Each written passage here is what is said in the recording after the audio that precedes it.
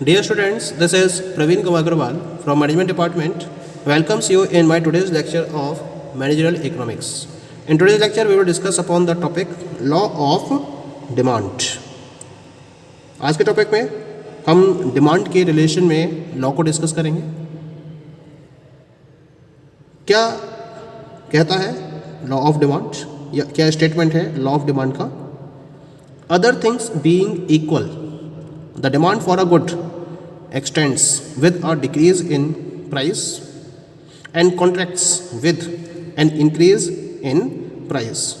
Or in other words, we can say that there is an inverse relationship between quantity demanded of a commodity and its price, provided other factors influencing demand remain unchanged. यानी कि जब हम law of demand के statement को follow करते हैं तो इसके स्टेटमेंट के अकॉर्डिंग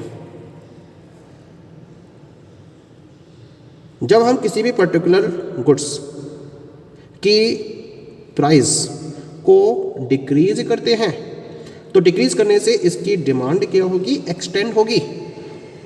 और अगर हम इस गुड के प्राइस को इंक्रीज करते हैं तो प्राइस को इंक्रीज करने से इसकी डिमांड क्या होगी? कॉन्ट्रैक्ट होगी, यानी कि कम हो जाएगी.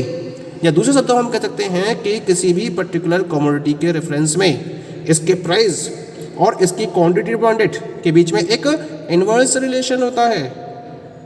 जबकि हम ये मान के चलते हैं कि जो डिमांड के अदर फैक्टर्स हैं जो इसको इन्फ्लुएंस कर रहे होते हैं उनमें कोई भी चेंज नहीं होता है. तो हम इस पर्टिकुलर लॉ को लॉ ऑफ डिमांड का नाम देते हैं. मैथमेटिकली हम इसको डिफाइन कर सकते हैं with the help of Q is inversely related to P. यानी कि अगर हम प्राइस को इंक्रीज करेंगे तो उसकी वजह से क्वांटिटी डिमांडेड क्या होगी? डिक्रीज होगी. और प्राइस को अगर डिक्रीज करेंगे तो क्वांटिटी डिमांडेड इंक्रीज होगी.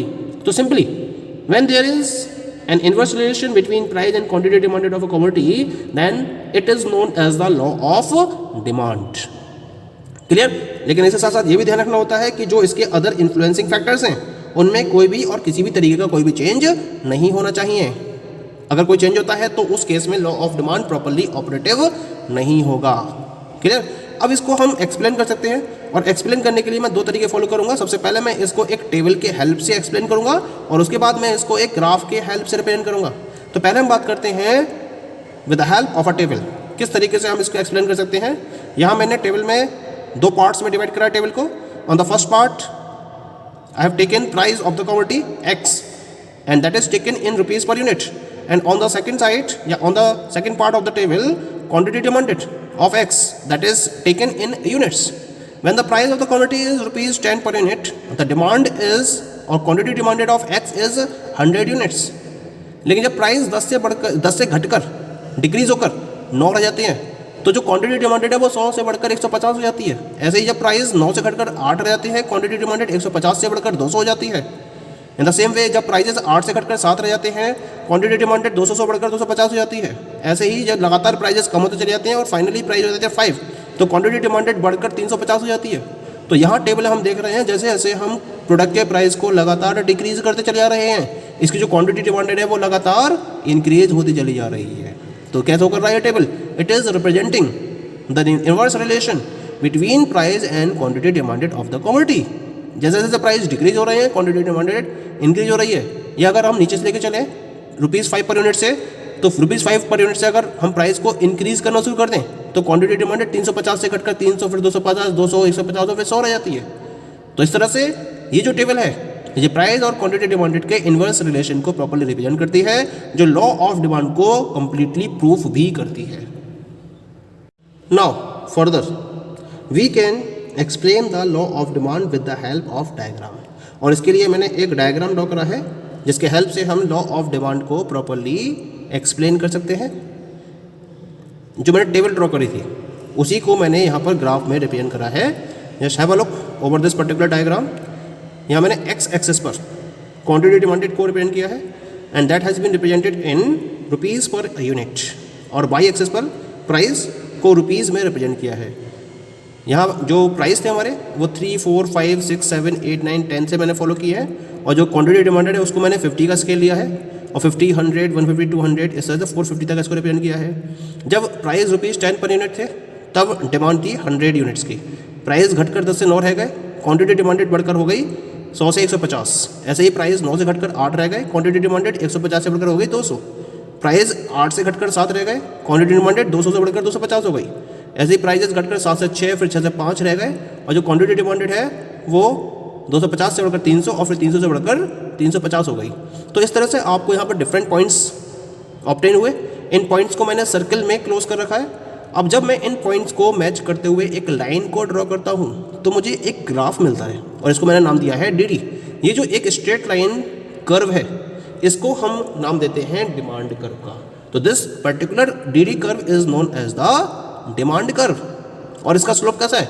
इसका स्लोप है downward from left to right. और जब कभी किसी पर्टिकुलर कर्व का स्लोप डाउनवर्ड होता है तो वो क्या शो करता है? दो वेरिएबल्स के इनवर्स रिलेशन को रिप्रेजेंट करता है। क्योंकि इसका स्लोप डाउनवर्ड है, इसी वजह से हम जिन दो वेरिएबल्स की बात कर रहे हैं यहाँ ग्राफ में, प्राइस और क्वांटिटी डिमांडेड की, इनका रिलेशन कैसा हो गया? इनवर्स रिलेशन हो गया। यानी कि प्राइस जैसे जैसे लगातार कम होता चला जा रहा है, क्वांटिटी डिमांडेड उसके अकॉर्डिंग लगातार इंक्रीज होती चली जा रही है।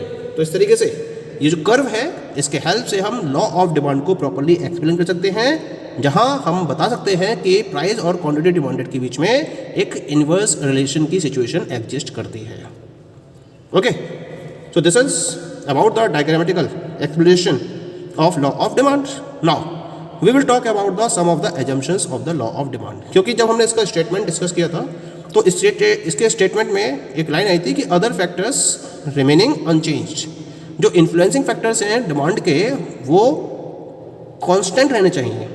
तो कौन कौन से ऐसे फैक्टर्स हैं जिनको कांस्टेंट रखना चाहिए, इनको हम एजम्पशंस में इंक्लूड करके चलते हैं।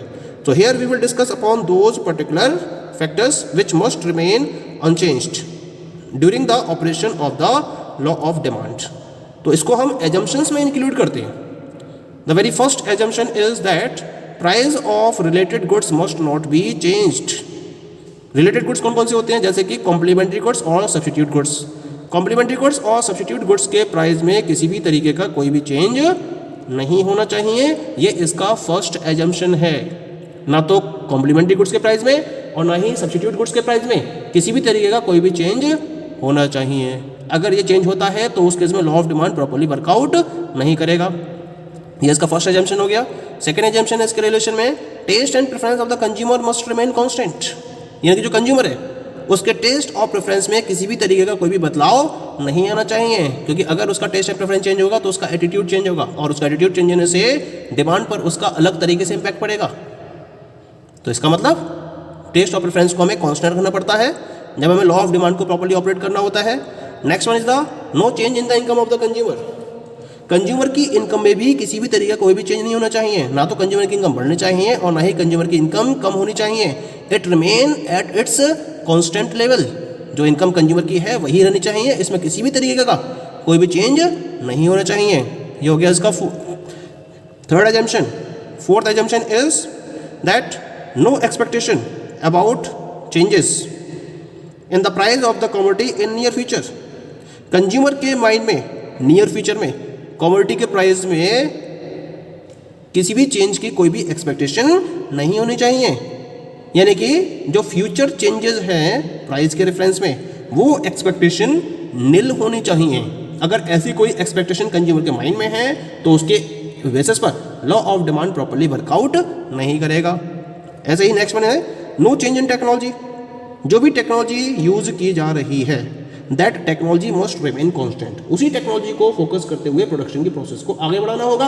अगर टेक्नोलॉजी में चेंज होता है तो कहीं ना कहीं लॉ ऑफ डिमांड पर इसका इन्वर्स इफेक्ट पड़ सकता है और law of demand properly work out नहीं कर सकता। And the last assumption of law of demand is no change in other factors. जो भी इसके अदर फैक्टर्स हैं जो बचे हुए हैं, जो मैंने यहाँ डिस्कस नहीं किए हैं, वो सारे के सारे फैक्टर्स कांस्टेंट रहने चाहिए। उनमें किसी भी तरीके का कोई भी चेंज नहीं होना चाहिए।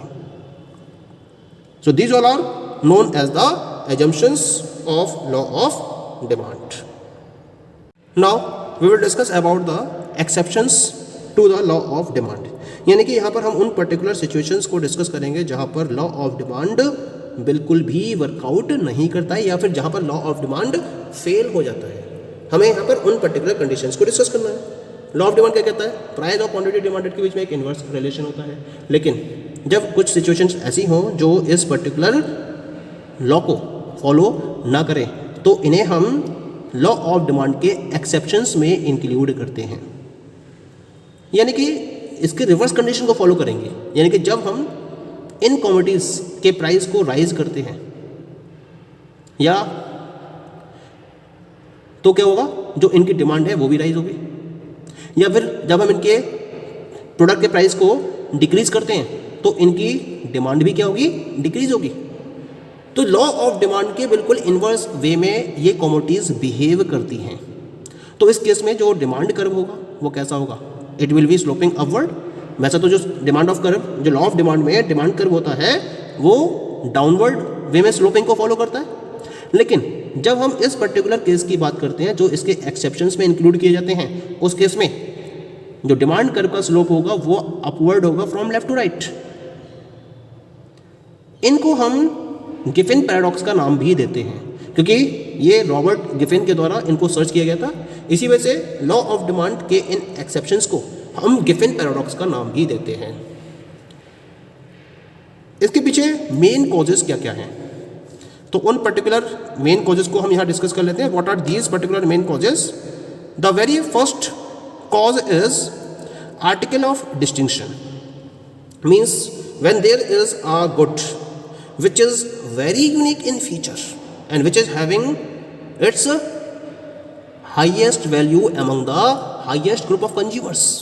तो इस यूनिक फीचर की वजह से इस पर्टिकुलर गुड के प्राइजेज क्या होते हैं, हाईएस्ट होते हैं। और मार्केटर जब ऐसे गुड्स के केस में प्रोडक्ट के प्राइस को अगर और बढ़ा देते हैं या हाईएस्ट प्राइस के साथ में इसको अवेलेबल कराते हैं तो इसकी डिमांड क्या होती है इस ग्रुप में, और ज़्यादा होती है।